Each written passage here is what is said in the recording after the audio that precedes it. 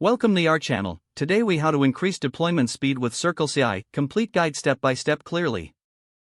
First, ensure you have a CircleCI account and your project is connected. Next, navigate to your project settings. Under the build settings, enable parallelism. This allows multiple jobs to run simultaneously. Then, identify tasks that can run concurrently in your workflow. Modify your configuration file to include parallel jobs. Now, consider caching dependencies to save build time. In your CircleCI config file, add cache paths for your dependencies. This will reduce the need to re-download packages with each build. Next, optimize your Docker images.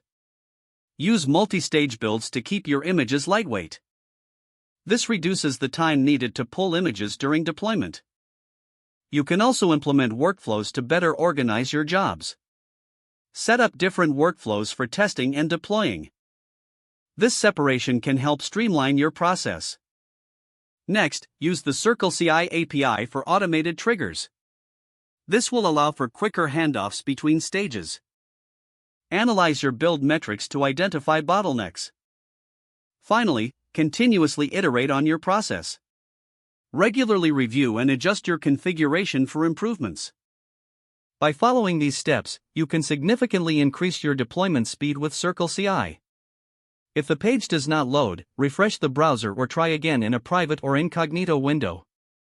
Make sure you are using the correct email address, then retype it carefully to avoid small typos.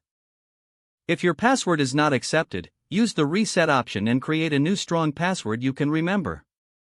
Check your spam folder for verification or security emails, then complete any requested confirmation steps.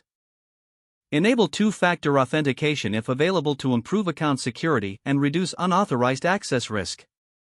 After signing in, review your profile details so your contact information and settings are accurate and current.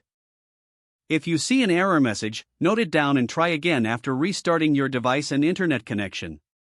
Don't forget to like this video and subscribe to our channel for more step-by-step tech guides.